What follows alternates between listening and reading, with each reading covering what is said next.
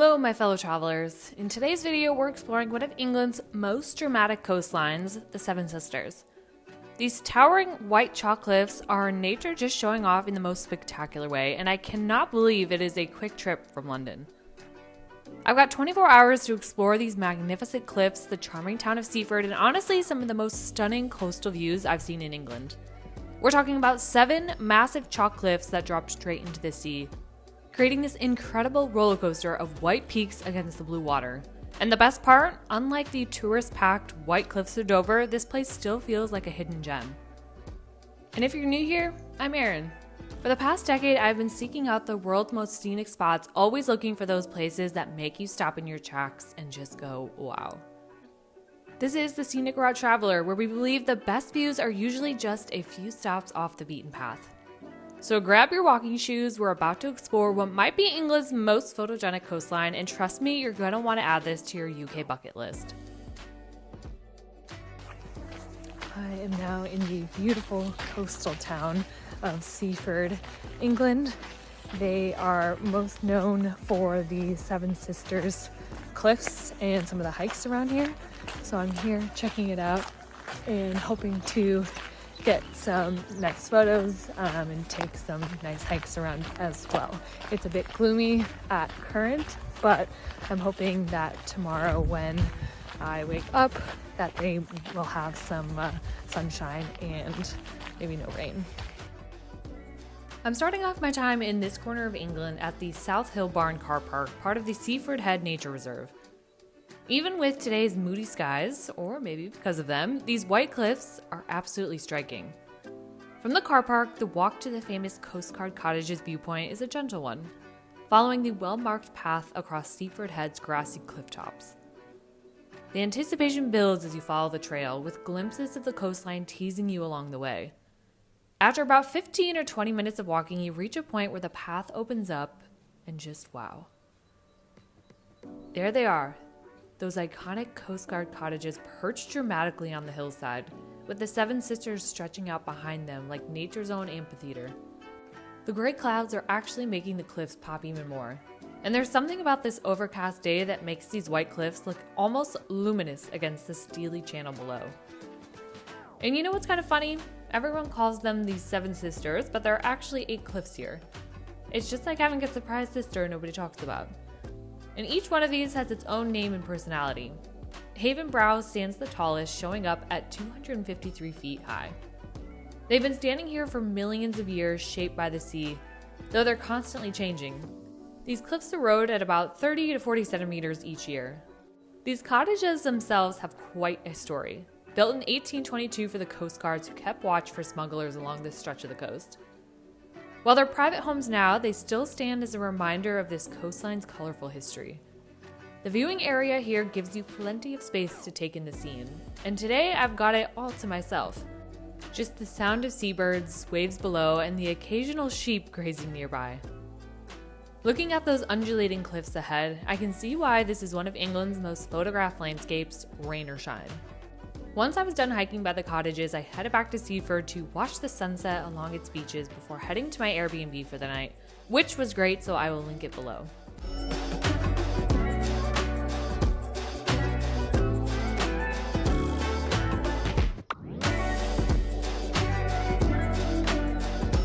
My plan for today was to see and experience other key areas or hikes in the region. So I started my day off near Birling, which is a prominent area to do a few good key hikes along the coast. After you stop at the car park, you can first head to where these old metal staircases zigzag down to the beach level. You really do get a sense of just how massive these chalk cliffs are when you are right beneath them on the beach. The beach below is dotted with flint stones that have tumbled from the cliffs over centuries. It's sort of like nature's own puzzle pieces scattered across the shore. For my time in this area, I decided to do the path that started near Birling Gap and could make your way to Eastbourne. Now, the path ahead is, well, let's call it undulating, to be polite. These 8 sisters, don't make it easy on you. Each climb takes you up about 300 feet, and just when you're catching your breath at the top, you're heading right back down again. But honestly, the views make you totally forget your burning calves. Each peak gives you a different perspective of the coastline, and today's brooding sky, it feels almost otherworldly. And what's really striking is how quiet it is up here. Besides the occasional fellow hiker giving that nod of, yes, these hills are brutal, it's just me, the seabirds, and the sound of the waves below. The grass along the path is this beautiful mix of green and gold swaying in the sea breeze, and every now and then you'll spot wildflowers managing to grow despite the salty air. Making my way toward Belle Tout Lighthouse, which sits up there like a sentinel watching over the cliffs. And here's a wild story for you. In 1999, they actually had to move this entire lighthouse 17 meters back from the cliff's edge because of erosion. They put this 850-ton building on rails and just slid it backward. Talk about extreme home renovation. It's now a hotel, and I cannot imagine a more dramatic place to wake up. The chalk path has this way of changing color with the weather. Today, it's almost silvery against the grass. You have to watch your step when it's been raining though. This chalk can get slippery, and the last thing you want is to slide your way down to the next sister. I also would be remiss not to talk about the cute town of Seaford, which is where I based myself the night prior to be near these coastal walks. Seaford is this lovely little seaside town that most people skip past on their way to the cliffs, but it's actually perfect for anyone wanting to explore this area properly. While I didn't get any footage of the town itself, it's got this authentic coastal charm that's harder to find along the English coast nowadays. Seaford's got these great little pubs, cafes, and it's actually where a lot of serious hikers base themselves. You can easily spend a few days here using it as a perfect launch pad for different sections of the South Down Ways. If you're planning more than just a day trip here, definitely consider making Seaford your base. The accommodations are usually a bit cheaper than staying in Brighton, and you're right on the doorstep of these incredible cliffs. Now back to these magnificent sisters though. Even from today's gloomy weather, you can see why artists and photographers have been drawn to this spot for centuries. These cliffs have this timeless quality about them. After my morning of hiking, I made a quick stop at the Seven Sisters Country Park Visitor Center. It's actually a great spot to start your adventure if you're coming by public transport or you're heading to or from Seaford. They've got all the trail maps you need, plus some fascinating exhibits about the area's geology and wildlife. The newly renovated center really brings the history of these cliffs to life with interactive displays showing how they've changed over thousands of years. Plus, let's be honest, their coffee and small bites were exactly what I needed after those hills.